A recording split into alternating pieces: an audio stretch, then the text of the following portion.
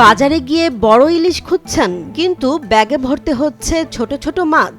গত এক দশকে রেকর্ড উৎপাদনের পর হঠাৎ করেই দেশে ইলিশের বাজারে নেমেছে ধস। পরিসংখ্যান বলছে মাত্র 2 বছরে উৎপাদন কমেছে প্রায় ৭১,০০০ টন। কিন্তু কেন আমাদের রূপালী ইলিশের আকার দিন দিন ছোট হয়ে আসছে? মৎস্যবিজ্ঞানীদের কপালে এখন চিন্তার ভাঁজ। মৎস্য অধিদপ্তরের তথ্য অনুযায়ী ২০২২-২৩ অর্থ বছরে দেশে ইলিশ আহরিত হয়েছিল ৫,৭১,০০০ টন, কিন্তু ২০২৪-২৫ অর্থ বছরে তা নেমে এসেছে মাত্র ৫ লক্ষে। শুধু উৎপাদন নয়, কমেছে ইলিশের ওজনও। ৭ বছর আগে যে ইলিশের গড় ওজন ছিল ৫০০ গ্রামের ওপরে, এখন তা নেমেছে ৩০০ গ্রামে। গড় দৈর্ঘ্যও ১৪.৫ ইঞ্চি থেকে কমে এখন ১৩ ইঞ্চিতে ঠেকেছে। অর্থাৎ আমরা বাজার থেকে যে মাছ কিনছি তার বড় অংশই আসলে পূর্ণবয়স্ক হতে পারেনি।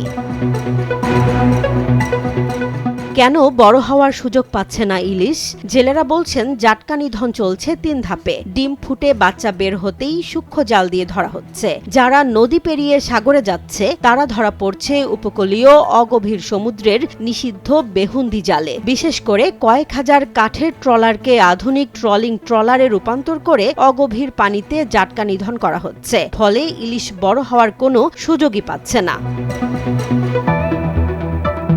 সমস্যা শুধু জালে নয়, সমস্যা নদীতেও। পদ্মা ও মেঘনার মোহনায় বাড়ছে ডুবোচরের সংখ্যা। ফলে সাগরের বড় ইলিশগুলো নদীতে প্রবেশের পথ পাচ্ছে না। অন্যদিকে নদী দূষণের ফলে ইলিশের প্রধান খাবার প্ল্যাঙ্কটন কমে গেছে প্রায় ৬৮%। নাব্য সংকট আর দূষণে নদীর বাস্তুসংস্থান এখন ধ্বংসের মুখে। অবস্থা এমন দাঁড়িয়েছে যে মাত্র ৬ ইঞ্চি লম্বা ইলিশের পেটেও এখন ডিম চলে আসছে, যা ইলিশের বংশবিস্তারের জন্য এক ভয়ঙ্কর সংকেত।